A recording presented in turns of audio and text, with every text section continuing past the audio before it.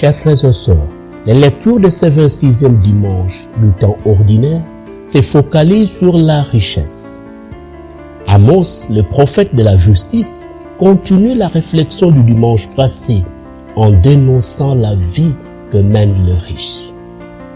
En effet, ces derniers s'enrichissent sur le dos des pauvres et les croupissent davantage dans la misère. Et pire encore, ils ne pensent pas à eux. La sentence est claire pour le Seigneur. Cette bande de vautrés n'existera plus. L'Évangile applique la dénonciation du prophète dans la parabole du riche et du pauvre Lazare. Et plus, il nous avertit que l'on ne peut pas être ami de Dieu dans l'éternité si dans la vie présente, nous laissons mourir nos frères et sœurs dans la misère. C'est ce que tente de faire le riche, broyé par la souffrance dans l'au-delà. Père Abraham, prends pitié de moi et envoie Lazare tremper le bout de son doigt dans l'eau pour me rafraîchir la langue, car je souffre terriblement dans cette fournaise. Le conseil de Paul à Timothée que nous donne la deuxième lecture peuvent être notre leçon de ce dimanche.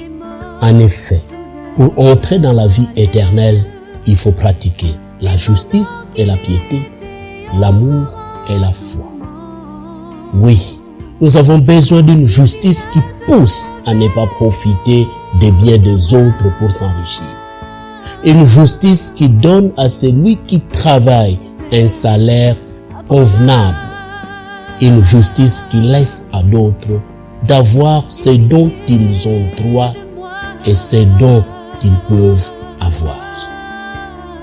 Nous avons aussi besoin d'une piété qui conduit à une vie d'amitié avec Dieu et avec le prochain. Une piété à travers laquelle nous reconnaissons un seul maître, Dieu, et tout homme, surtout le plus pauvre, comme étant notre frère. Nous avons besoin d'un amour qui prend sa source en Dieu et qui se fait charité pour les autres. Et pour finir, nous avons besoin d'une foi solide qui est comme une enveloppe ou qui est comme l'enveloppe qui porte toutes les vertus, celles dont nous venons de parler et toutes les autres qui font de nous de bons chrétiens et de bonnes chrétiennes. Et une foi qui conduit chaque jour à la conversion. Oui, chers frères et sœurs, nous sommes appelés à la vie de bonheur.